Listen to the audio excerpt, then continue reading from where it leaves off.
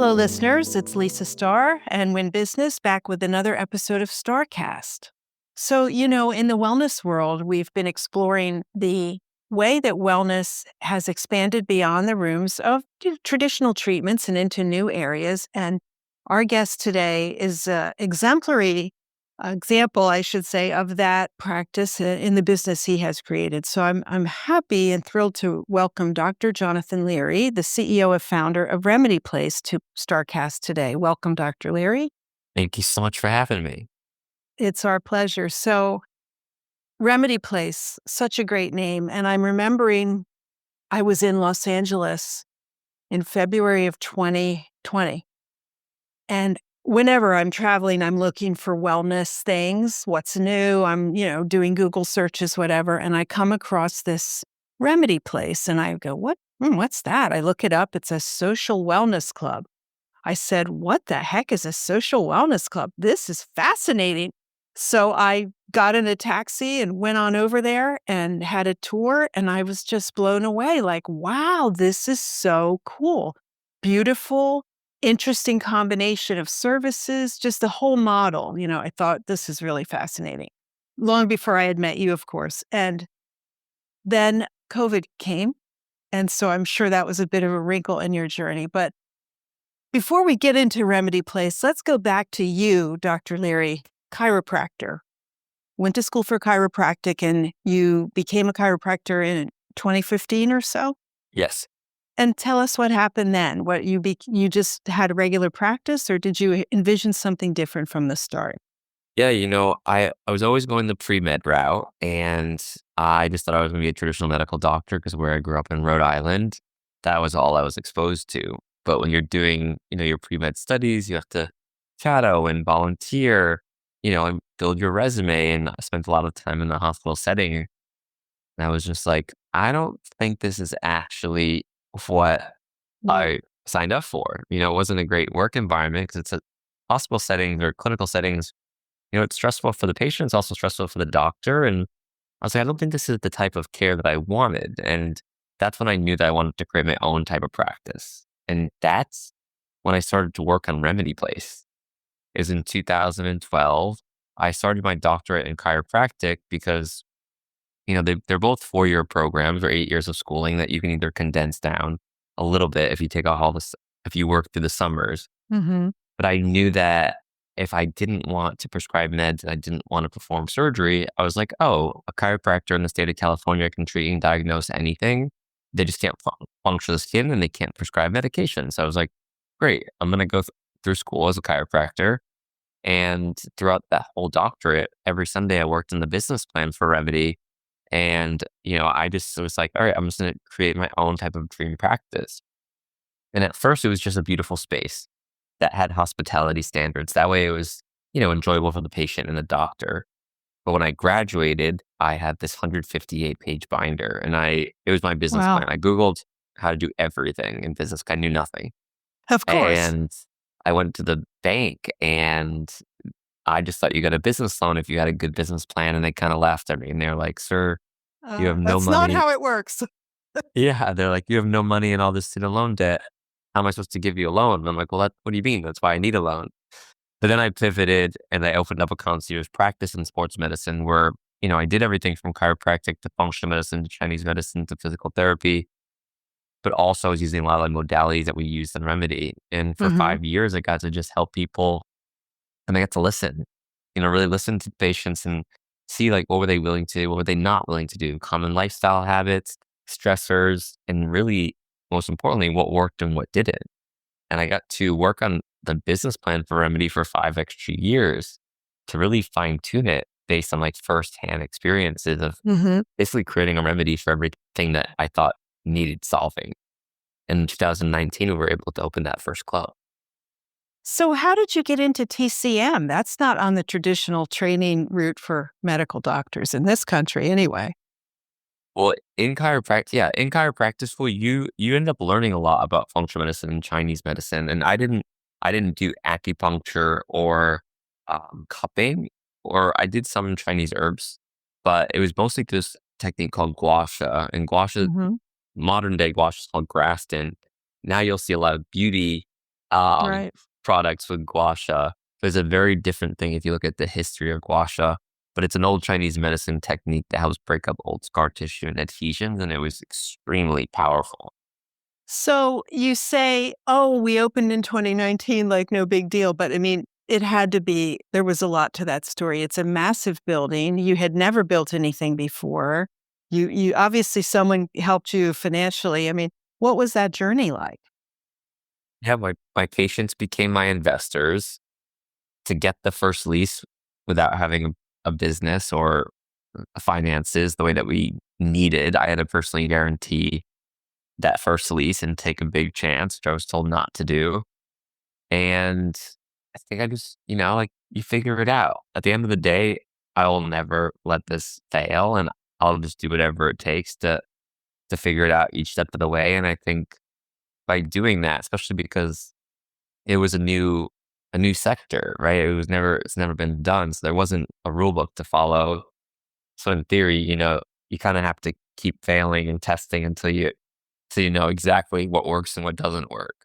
So, for listeners who may be unfamiliar, Remedy Place is a place to go with a membership or a la carte, I believe, where you can have uh, cryotherapy, cold plunges, saunas, both infrared and traditional. You can have IV therapy and vitamin shots and hyperbaric chambers and compression therapy and all these therapies. And uh, in a beautiful setting and with really luxurious space with a social component, meaning I love the bar in the LA, the West Hollywood place where you sit in a beautiful space, but there's no alcohol. There was kombucha on tap and you could do your work to Wi-Fi. And it's just a really cool space for wellness technologies mostly that are new. So this, as you say, had never been done. I mean, how did you find an architect?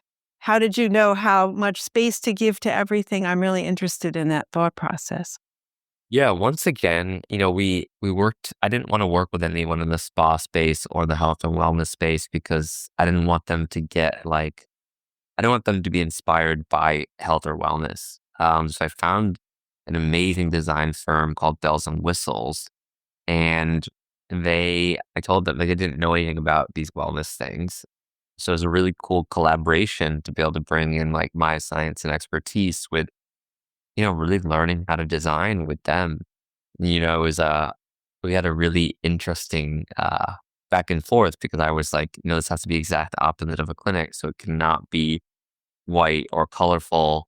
And I'm like, it needs to be very dark and black. And I remember getting so much pushback because they're like, you know, black and wellness. And I was like, yeah, like this is, I could think of it as like a private members club. Like I want this to be like, feel like it's inspired by your favorite, restaurant or lounge.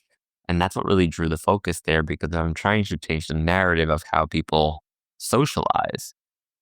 And it looks like a place where they would normally go to socialize, not that much of a juxtaposition. So that's why having the bar there, when people see that, it's like, oh, wow, looks like a place where I would normally go. Then we took out the alcohol. And I think it's important to note too, as it's really evolved is we're not a gym, we're not a spa. And it's not only the bar and lounge that's social, but every single experience can be booked for more than a party of one, a party of two. Mhm. In New York, we have up suites up to a party of six.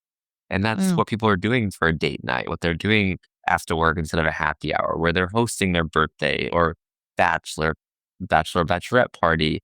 It's everything from a large scale event. I mean, we're doing events like companies like St. Laurent to Nike are renting out our clubs to be an experiential venue for them to host their events. So it's been really interesting. And when I used to say social self care or social wellness clubs, people would kind of laugh, like, "John, it's the most LA thing in the world. It's not going to work anywhere." And now, like you mentioned earlier, globally, it's a major trend, which is really exciting.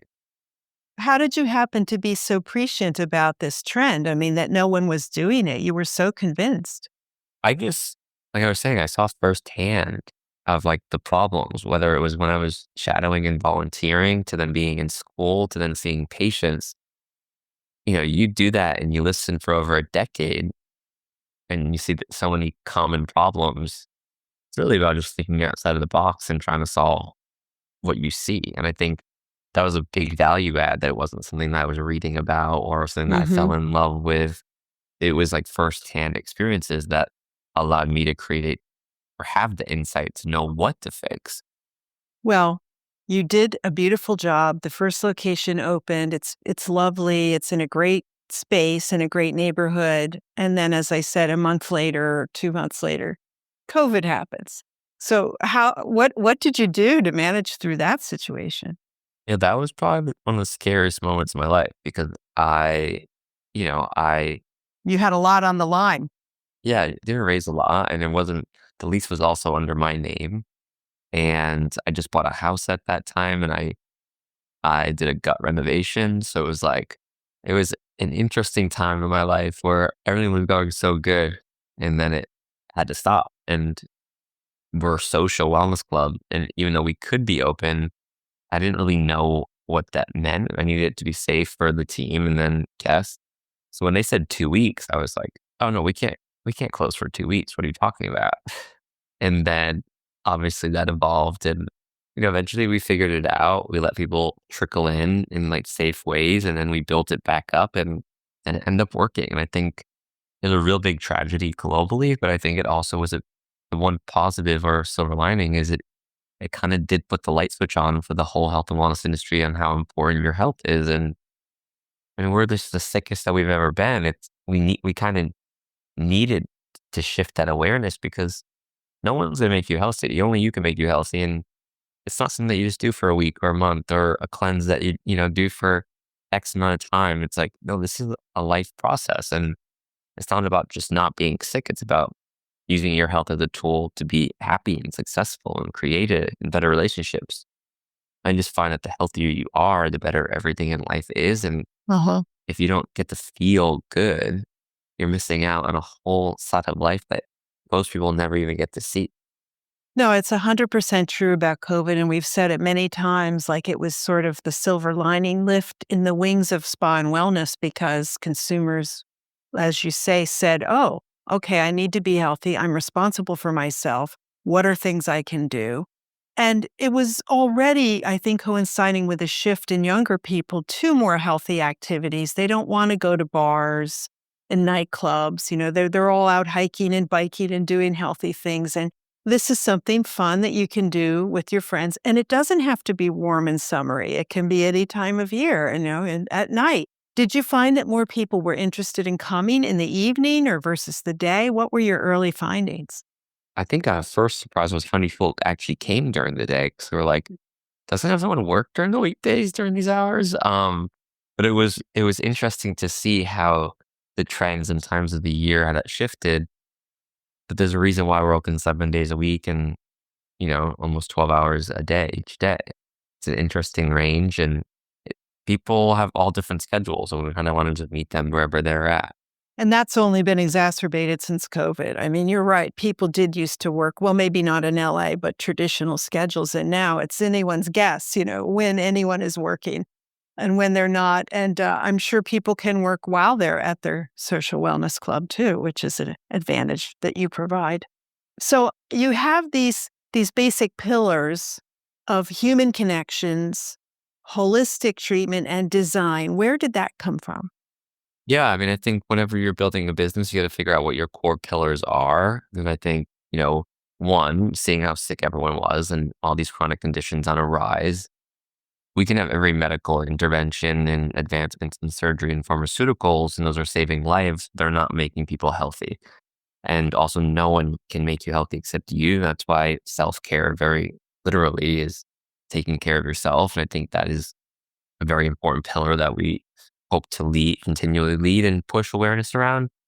The social component was because the number one complaint that I heard for 5 years in my practice was, Dr. Leary, I feel incredible. All my issues are gone, but all these lifestyle changes that you made me implement are ruining my social life, and now I can't have any fun. So I was like, okay, I know the importance of human connection for our health, but also I don't want a healthy lifestyle to be isolating because it doesn't need to be. And I know that I need to fix that. And then contrary to a hospital or clinic that is so white and sterile, and there's a thing called white coat syndrome where you have a negative physiological response from just walking in. Your heart rate goes up, your body tenses. if you kind of feel better and your environment that you're going into is working against you, it's kind of counterproductive. And then that's as I was treating patients in their homes, I started to see how much faster they were healing. And I'm like, this makes a lot of sense. Interesting. If they're in their comfort zone and their guard is down, they're gonna be a lot more receptive to care. So how do I make our suites feel like homes? And like I think then as I started to learn about design, I started to study design. I started to think about just like this psychology of marketing, like there's psychology of design, whether it's what applies to your psychology and physiology. I mean, it's kind of crazy when you start thinking about how you can manipulate the body just from being in certain environments or by, targeting certain senses. You can do a lot to put the body in a better state to do what it does best. And that when it's given that opportunity, it heals and performs. Well, that was very observant of you because you did create spaces that feel very comfortable and home-like. And yeah, I'm sure it puts everyone at ease when they enter. So at what point did you have ambitions to cross the country and have another location, which is not a great business model, right? On two opposite sides and time zones, and you don't really get any scale advantages that way. What drove that decision? I grew up in Rhode Island. I love the East Coast. And I went to the East Coast a lot, especially New York for patients. So I was going to New York on a regular basis for patients. And what's interesting is we almost signed the lease in March in 2020, right before the pandemic in New York. And thank God I didn't because that would have Right. been probably maybe the end of us. But we Hmm. were ready to go. The first couple of months that we opened, we were busy and I was like, we need to take this and run. And I was probably a little naive at that time, thinking that, you open one, a couple of months later, you start looking for number two. And I think, everything happens for a reason. And I think I was slowed down by the pandemic to make sure I had a stronger foundation. And I just kind of trust the process. You really shouldn't question things. I think like I'm happy that I didn't sign that lease. I'm happy that the bank didn't give me that loan right out of school because it would have failed. And I start to think back and I'm like, there's reasons why all those things either didn't work out or is the wrong timing. And I think the goal is to be present and intuitive and kind of feel and trust and just do whatever you have control over. And then I feel like if you're a good person, you work really hard and you just focus on what you control, then life kind of figures it out for you. Well, when did Flatiron open in New York? 2022. And opening a business in California is a daunting procedure, but New York City has its own issues, especially around construction and renovation. I mean, how did you find that process? Was it really nerve-wracking? I think I have so much to do every day that I don't really think about. I'm never like, never stressed or I wouldn't even say nervous. And just my expectation that it's going to be really hard. It's going to be difficult. There's probably going to be Mhm. fires a couple times a week. And I think whenever you're thinking about construction, if you ever just think it's going to be perfect and easy, then your You're expectations aren't wrong. going to be met. And yeah, and I think if you just expect it to be absolutely terrible, and then you get some wins, it's like, wow, this is a win. So I think anyone that has anything in construction, to level set expectations, they know that there's such thing as smooth construction. So I think as long as you know that and you embrace it and just do whatever you can control, yeah, I think that's it. Because also it's not that at that time I was only working on building the next one. It was also running the existing one and, having to raise money and, be a leader in the team. So many things where even if there's a fire, it's like get to go into the next meeting or be on a podcast or jump on Right, TV or right. get an interview. And I think that's what makes entrepreneurs so strong because you have to Mhm. be so adaptive and you have to be resilient to stress. And you need to learn how to hold your composure and, you know, trial and error. I think school can't. teach- School could have never taught me what to expect while building Remedy. I think there's a lot that I could have learned that would have made it easier, but still, there's not like a simple rule book to follow. And if there is, then No. you're definitely not innovating something. No, and doctors don't get a lot of business training either in the medical Zero. school, do they? Yeah, I think I had one class. And I'm like, that, probably could have been improved. Actually, a fun story is my one business class and my doctorate, I presented, you had to build your business plan for your practice. And I presented Remedy and they said, oh, that won't work. And then, which is funny, I think in hindsight, I think I'm happy they said that because I was like, I'll figure it out. But if I was ever a professor, I probably wouldn't tell people their concept wouldn't work. I think you want to inspire and motivate people, not kind of tell them what it works. Poo So poo it. it's interesting. No, you're right. I mean, because to your point earlier, if you're not thinking outside the box, you're just going to make the same thing as everyone else. And we don't need more of the same. We need different. So good for you. How long did the New York build out take? Like, do you recall how many months or years that took to bring to fruition? Well, the first one was at rocket speed. I mean, I think we officially signed the lease in January and opened in September. That is rocket speed. Yeah, which we would never be able to accomplish again. And now you have the second one which is in Soho. That one took longer than expected, but for things out of our control. And then Boston, Boston happened pretty fast. Hmm. No, nowhere near as fast as number two, but it's a very big project and there's a lot of details. And I think we did a phenomenal job with the execution of this one. Has it opened yet, Boston? No, soon. Soon. What is the difference in scale in like square feet from West Hollywood to Flatiron to Soho? Are they similarly sized? No, West Hollywood's 4,500 square feet, so tinier. And then we did 7,200, and then we did 7,600. Now we're doing over 10,000.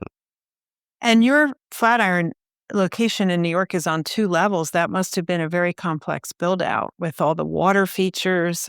Yeah, same. Soho's 2 floors as well. Hmm. And Boston? No, Boston's all all one. 1 floor. Oh, isn't it funny how much easier one floor makes things? It's like the stairs. What is the deal with the stairs? But when you introduce that, yeah, it's so You don't, complicated. New York, New York's a tough city to get a lot of space. So sometimes you have to do 2 floors. So, what have you learned along the way? I'm interested in hearing what services have really taken off. What has taken more time? I mean, have you changed the offering at all along the way? Yeah, I think the thing that blew up for us is we were the first place to turn ice baths into a class format. We created the world's first breathwork ice bath class where every 30 minutes a new class starts and you have your breathwork outside of the tub and then you're coached through up to 6 minutes in the ice bath. I was doing that on retreats and it almost didn't actually make it into Remedy. And thank God it did because it blew up and we got hundreds of millions of views online on in the beginning when we were doing those. And then we put so many huge names in the industry in their first ice baths. And then they would talk about it. And then that just created a gigantic shift where everyone knew us as this ice bath company. And we started doing ice bath events from like Cannes Film Festival to the Kardashians' backyard. And now there's ice bath events or ice baths at every single event everywhere. And we were the first ones to do that.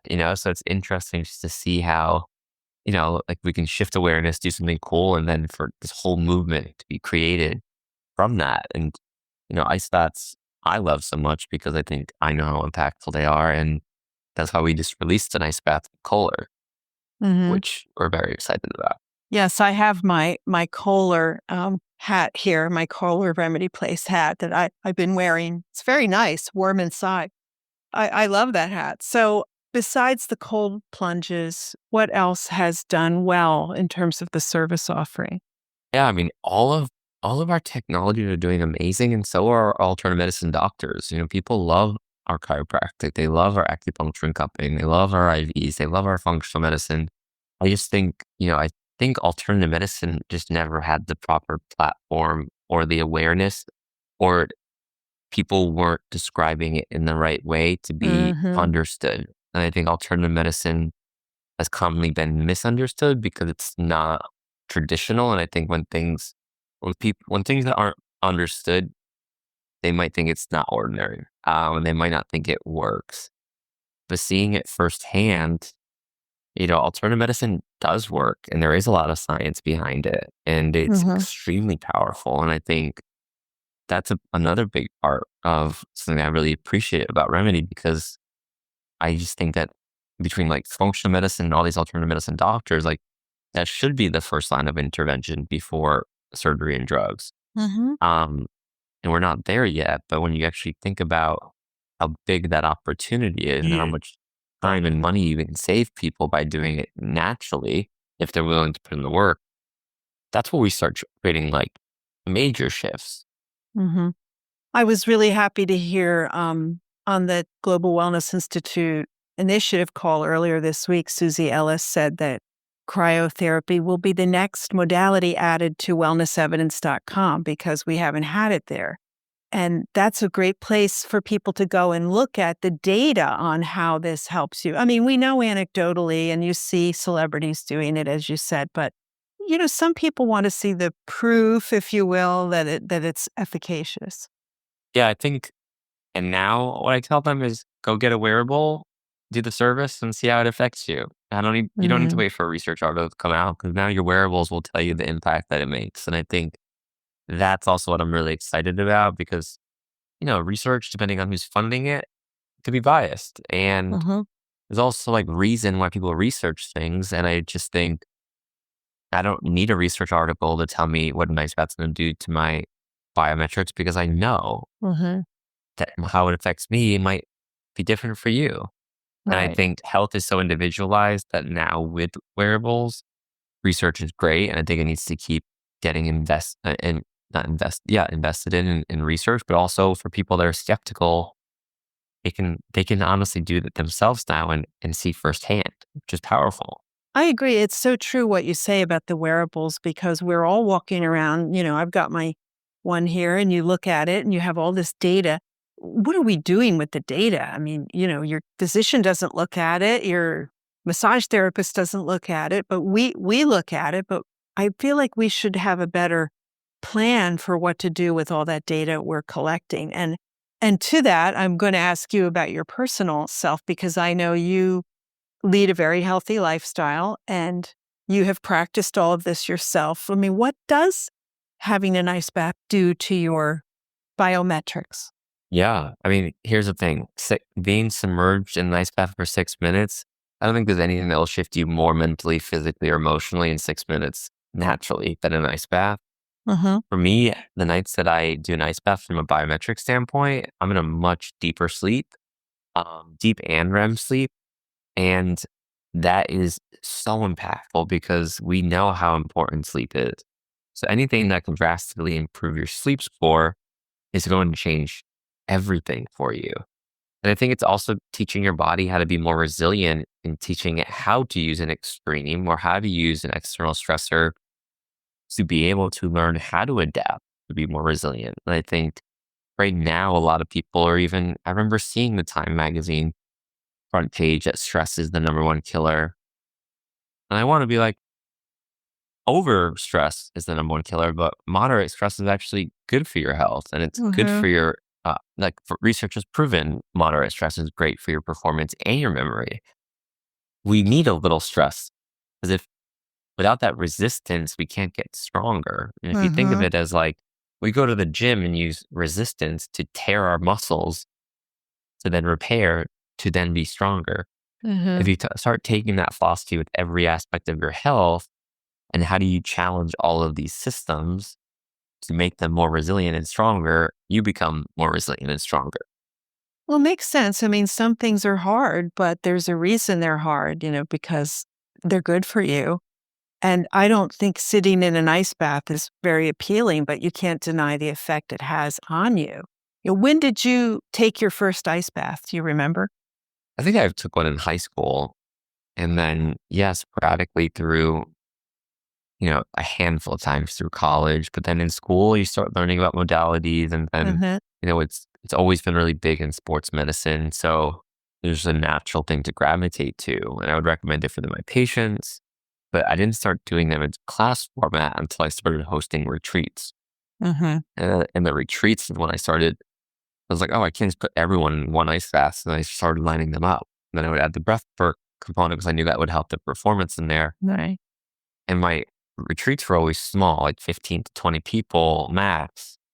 But then we did one in Costa Rica before Remedy opened. That was 60 people. And seeing Mm. 60 people rotate through a breathwork ice bath class, we're doing 10 at a time. I was like, wow, this is so much more powerful. And that's where I was like, okay, I need to go back and change Remedy because in West Hollywood, we didn't have it. And we were in the middle of Mm. construction and we changed it last minute. Good for you for observing that. What happens to the heart in the ice bath? Does it slow down or does it speed up to keep you warmer? What's the natural response? The first response is you go into a sympathetic state. So your body, it's hard to breathe, your heart rate goes up. But then you shift into a parasympathetic state as you get your breath under control. So for me, I always, with my wearables, track and watch like how low can I get my heart rate as I Mm-hmm. continually push through the ice bath. It's also a good way to really know like when it's too much, right? So Uh-huh. once my heart rate would start climbing back up, that would be a good sign of, all right, once I got it down, if it starts going up, that maybe that's too much for me. So that's another cool practice that people can do. So you get in the bath, you watch it, it drops, and when it starts to go back up, it's Goes up first, and then with uh-huh, breathing, it goes down. goes down. And then you get it to something where it's manageable. And then if it starts to go up again, that's usually a sign of your body, like that's your mark that day. Okay, it's time to get out. I mean, 6 minutes is long, but I guess you build up to that. No, honestly, I think people's bodies are a lot more resilient than they think. In the first 3 minutes of ice bath, your body's in that shock phase where it's like, get me out of here. Mhm, So if you don't get past that phase to know that it does get easier, I think you're almost missing out. And I think it's mhm, important for your body to reach that adaptation phase in the water because if you don't push it to that point and you just get out, you're missing the whole climbing response of like how much more that you can go. And mhm, more isn't always better. If like I have people that do 6 minutes every single time they do it, and then one day they'll be shivering at 4 minutes one day, and mm, I'm like, oh, you have to get out. And they're like, no, no, no, I do 6 minutes all the time. And I say, well, did you have a stressful week? Did you not sleep last night? Did you drink last night? And mhm, just like if you were a runner and your time was not as good because mhm. you didn't sleep or you drank, your performance in an ice bath can be affected by being overly stressed already too. So you're a runner also, I believe, yes? Yeah, I was never a runner until I moved to New York, and running on the West Side Highway or Central Park is Uh-huh. so beautiful. It's so social. And I just kind of fell in love with it. So that's a big, not right now in the winter when it's No, cold and, not so great now. and I don't want to run on a treadmill. I do Uh-huh. occasionally, but I'm like, I feel like a hamster. So I'm ready for the warm weather to come back and to get That back. makes two of us. So you've been a bit of a guinea pig with yourself for the modalities you practice. I mean, you lead a very healthy lifestyle. I don't think you're to the extreme of Brian Johnson, right? But you're practicing what you preach. Yeah, I think what Brian's doing for science is great. I think his approach is different than my approach. If I was to go 100% into it, but I think he reached a point in his life where he already had his family. He sold his company, so he can invest 100% of his time and energy into it. For me, I look at it differently. I'm in the beginning of building a business and something that I hope to be a legacy. And my work is a major part of my life that I won't or don't ever plan on giving up. So I don't only use my health as a tool to make sure I feel good, but it's also to make sure that I can be successful in my mission with Remedy. Mhm, I think in order for me to also like get people on board, it'd be weird if I didn't practice what I preach or lead by example. And everything's in Remedy because I know it works because I've done it firsthand and I use that on patients. mm, And I just think that there's this whole correlation missing that I think the next wave that you're really going to see is right now, all you do is hear about prevention. It's like prevention, mhm. prevention. And I'm like, we've gotten so sick that the goal of health is to be not sick. Not sick, Therefore, right. I'm like, do you realize how bad it is when there's this whole other side missing. And I just know that the healthier that I am, the more that I take care of myself, the easier it is to be more resilient with all the things that happen in life and to be able to build remedy. Hmm.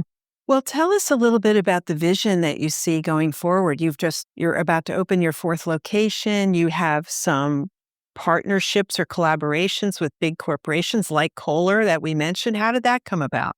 Yeah, I mean, I think for me is like the big vision is I want I think self-care and this whole social wellness movement will be the biggest vertical of this, soon to be 8 or $9 trillion industry.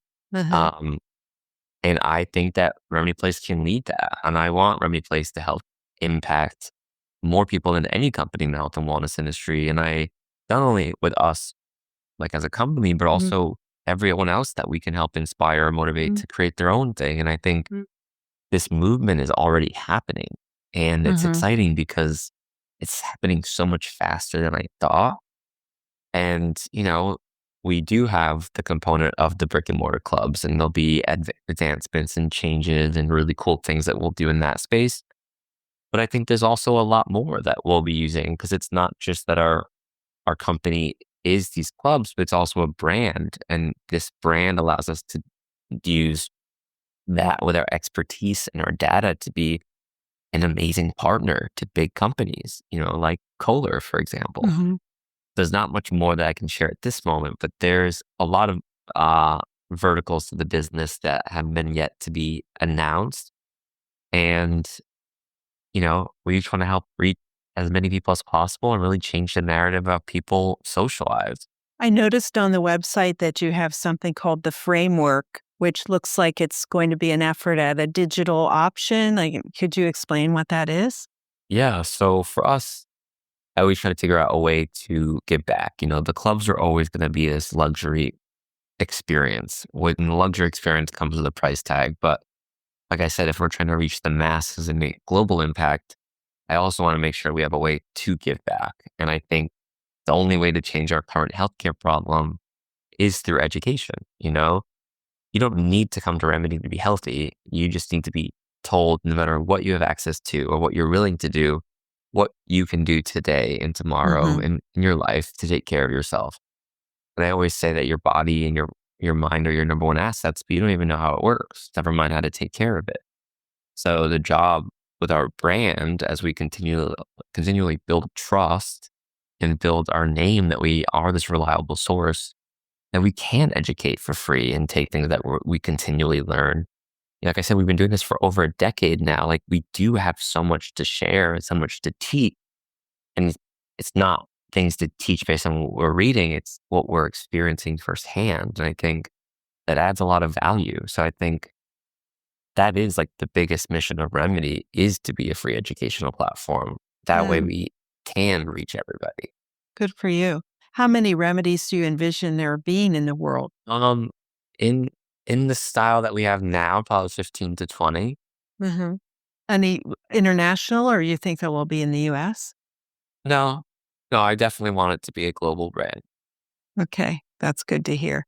So, Jonathan, can I ask you a few things about the clubs themselves, which I think would be of interest to our professional listeners? Like, I think that your ratio of labor to revenue is very different than a traditional spa, but your build out is very expensive. Yeah. So your model is you need a lot of money up front and then you have less operating costs. To date, yes. Hmm. How long did it take you, or do you think it will take you if you haven't yet, to reach profitability like on West Hollywood? Like, did that happen yet, or did it happen quickly? Yeah, I don't know if what we've talked about publicly, but each club does really well. I think that Okay. that's what I can probably say. So I'm thinking of people who, not that anyone can open a remedy, but there's many people out there that want to open some sort of social thermal experience. And, it's always daunting to think about the expense going in and how long it will take for the ROI to make sense. When you do your business plans, do you have a 3, 5, like what's the window you think until you can break even, say, on the investment? I think it just depends. It's pretty easy calculations when you're building out your financial model, but it depends on how much they're putting into their build out and how much they think it's going to cost them to run. And for us, each club is different. We have a different amount of experience in each club. We have a different amount of square footage of each club. So it's interesting to see for us, is it paying off or not to be bigger and spend more to get our money back faster? So I Mhm. think that's where, and that might be different for everybody. But at the Mhm. end of the day, I hope people see Remedy and they do want to create their own because just like I think in the past, when gyms first existed, right? One gym would open up a town and everyone's like, oh, you can't have another gym. And now there's a gym on every corner. Mhm. I see the same for this industry. I think if everyone in the world needs this, so how are you going to target whatever demographic of people that you want to reach and help? I really do think that everyone needs this, and that's how big this opportunity is. If you think it's Mhm. like this industry is just starting, and I'm telling you that everyone needs this. So how are you Mhm. targeting every type of individual that needs this? It's like, no, the more the merrier. And Mhm. the more people doing it, it just helps drive awareness to the importance around these things. I'd have to say I agree with that. I mean, it's hard to be the first at something, but then you've kind of primed the market and the consumers are like, "Oh, right. I get that. I understand what that is." And maybe this one's dressed up in different colors or it has some different message, but we know. I mean, people now know what a cold plunge is, which I don't think 2 years ago would have happened. And I can remember going to one of the New York spas, not yours, a different one, and seeing all these young women in the cold plunge, and it was like, you never used to see that, right? The cold plunge, people didn't even know what it was, and now they're all in it. And I thought, this is something like we're really making progress here. Do you yourself also use the opposite, the sauna features? Yeah. I mean, I try to use as much as I can. At the end of Hmm. the day, like even for me, I try to replace being in New York City. Like if I can change 2 or 3 nights a week to then go use our contrast suite and do hot and cold with friends, that's my main goal. If I could be in a Hmm. sauna every night, I would, but I'm also traveling. But I also Hmm. stay at hotels, I'll stay at hotels based on what amenities they have. So Hmm. if I can continue, but it's a balance, right? I do work a lot.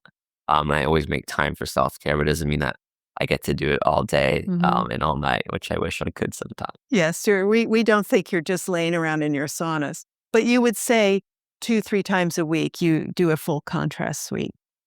Yeah, and also too, like I do work in the saunas. Like I take Uh-huh. meetings in our contrast suite. I take obviously maybe not a first meeting, but depending on who the individual is and like the level of relationship I have, it's interesting that I have been able to replace a lot of my meetings, whether with a morning run or morning workout class or in the contrast suite. And Uh-huh. that way I can try to get work and, some social time in too.